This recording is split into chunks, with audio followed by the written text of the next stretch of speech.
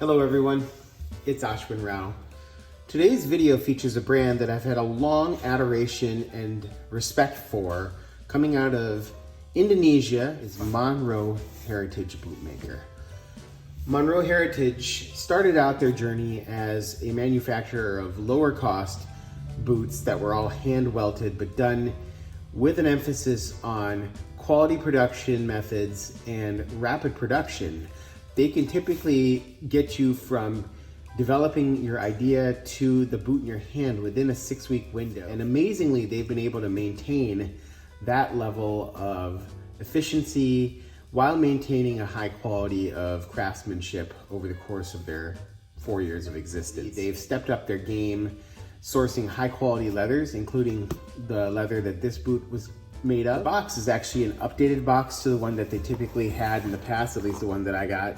You can see the handcrafted boots made in Indonesia, printed on the sides, and the Monroe Heritage logo prominently featured on the front of the box. Here you can see actually, it looks like they have now started using monogram tissue paper with their emblem.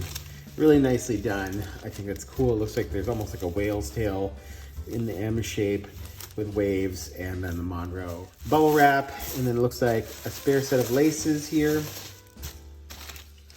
So I'm gonna open up one boot,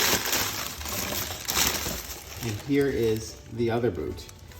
Okay, I'm back with this pair of gorgeous boots.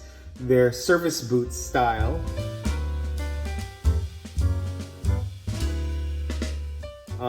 Which has some pretty impressive embellishments that I wanted to go through. Monroe chose to use a Shinki Hikaku oiled horsebutt leather in a two-tone pattern for this particular boot. This was actually a model that Iwan had already developed with his team, and actually had the upper made out in my size, and reached out to see how I wanted to finish it and if I was interested.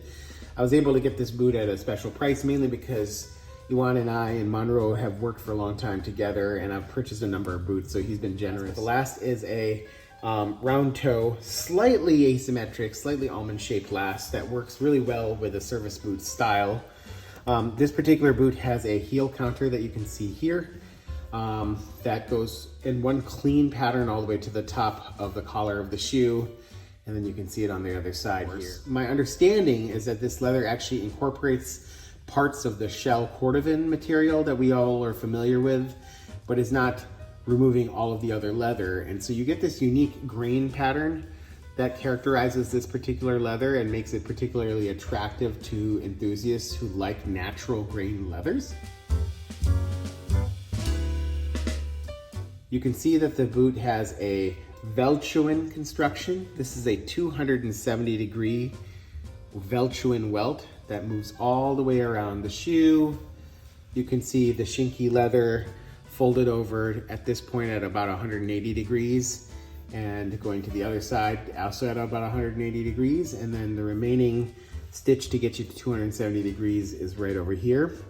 You can see that the joint used to fix that is really, really cleanly done. Very, very nicely cut on both sides. I wanted to take attention to the cleanliness of the stitching done. This is machine stitched seams on the upper leather here, but done in a really, really clean way. I can say that this is machine stitched because you can see the track marks adjacent to the stitching, which is typically laid down by a machine, but still done very, very well with a high stitch density and really, really clean detailing here across the top of the shoe and its collar, along the facing here, and into the details in the front and side paneling here. 4 eyelets followed by 2 speed hooks, and yet another eyelet right there. The extra eyelet actually allows you to finish your lacing one notch by not using this eyelet, which actually adds to the comfort of a lot of shoes. A lot of people have chosen to start lacing their boots one notch down to create a little bit of flexibility at the top of the collar, which then allows for a more comfortable fit. The gentle Cuban curved heel here. Monroe tends to use a slighter curve than some of the other makers, such as Professor Barnett's or Tahura, or even Renav Goods Co. You can see the Velchoen stitching is pretty high density stitching, comparable to say Underhood.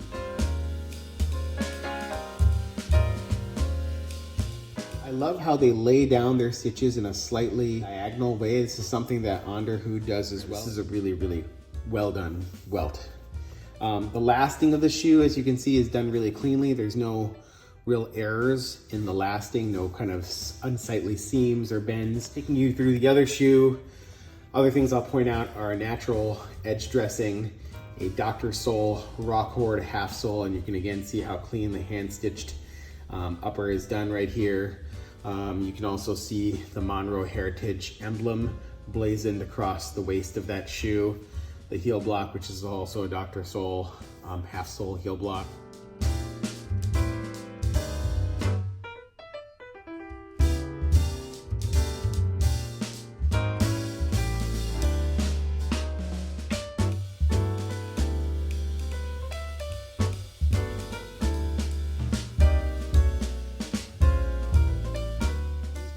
Now, some people will probably find this makeup to be too bold, and I would agree that if I had a smaller boot or shoe collection, I would consider this to be maybe too bold of a boot for a service style boot, unless I particularly like this makeup.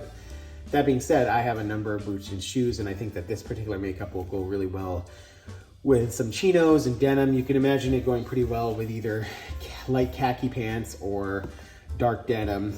And you can also, I imagine, wear it with indigo denim. Monroe Heritage boots fit comfortably.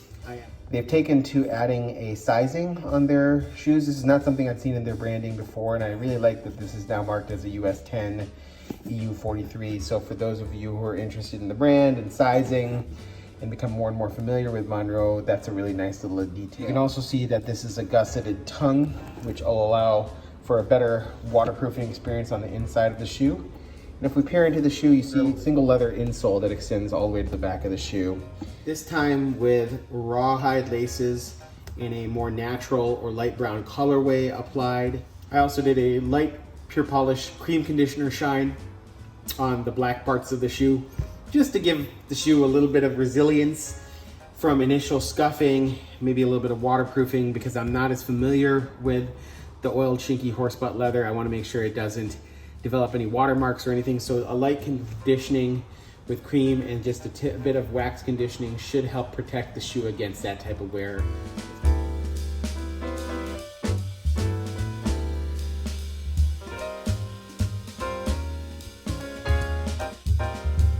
And they're a brand well worth recognizing amongst the best bootmakers in the world. So if you're interested in an Indonesian boot of high quality, done efficiently with a unique makeup and a clean design, think about Monroe Heritage. Have a good one. Take care.